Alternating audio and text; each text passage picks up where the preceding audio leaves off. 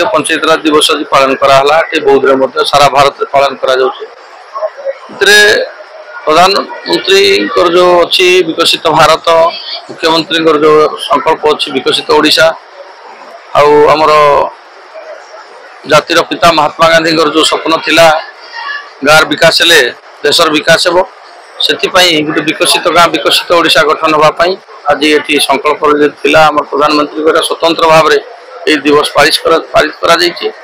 विभिन्न जनकल्याण कार्य योजना गुड़ाक जोटा होता विशेषकर रेशन कार्ड अंत्योदय गृह योजना आमर विकसित ओडिशा जहाँ सब आवश्यक अच्छे आज मुख्यमंत्री घोषणा कर विभिन्न योजना तो आगामी दिन में सशस्त्र ग्राम सशक्त पंचायत होगा संगे विकसित ओडिशा केमती हम विकसित राष्ट्र गठन हम से आज आम ये बौद्ध जिले में बड़ धूमधाम पालन करूँ खराब व्यापक ग्रीष्म प्रभाव सत्ते हजार हजार माँ भौणी जनसाधारण उपस्थित होकर कार्यक्रम उपस्थित थी समस्त को धन्यवाद जनाऊँ। आम राज्य स्तरीय पंचायत राज दिवस एप्रिल 24 तारीख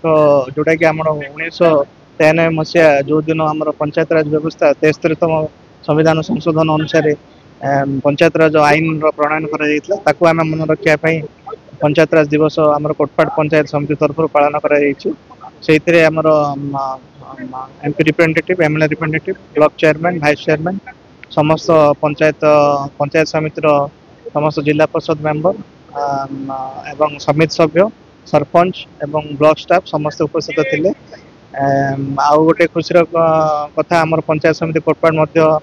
जिला स्तर में द्वितीय स्थान अधिकार कर सहित आमर 7 गोटी ग्राम पंचायत आमर जोटा कि 5th SFC ग्रांटेड इंसेंटिव पैसा पाई 2टी कैटेगोरी पाई से आज जिला स्तर में पुरस्कृत होती आज आमर सहित सुभद्रार कार्यक्रम जोटा द्वितीय किस्ती दिगला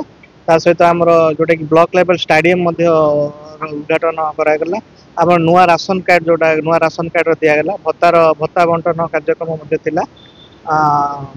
यही भाव में सब कार्यक्रम रही देखो आज राष्ट्रीय पंचायत राज दिवस माने 1950 मसीह सिस्टम स्टार्ट होता कि 1993 मसीह आपको माने स्वयं शासित सेल्फ गवर्नर त्रिस्तरीय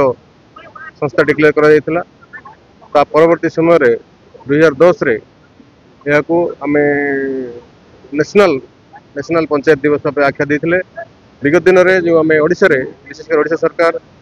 माने मार्च 5 को जो पंचायत राज दिवस घोषणा करते भी वर्तमान पालन चलती किंतु राष्ट्रीय जेहेतु राष्ट्रीय पंचायत राज दिवस आज प्रत्येक पंचायत रे माने कार्यक्रम हो आसान देखिए आभासी माध्यम आम माने बिहार रे प्रधानमंत्री नरेंद्र मोदी उपस्थित थे ठीक सेपरी आम ओडिशा माने मुख्यमंत्री मोहन चरण माझी उपस्थित आमको उद्बोधन देले।